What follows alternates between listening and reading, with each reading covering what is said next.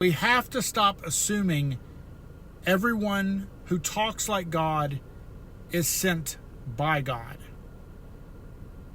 In the book of Matthew chapter 7, verse 15, the Bible says, "Beware of false prophets who come to you in sheep's clothing, but inwardly are ravenous wolves."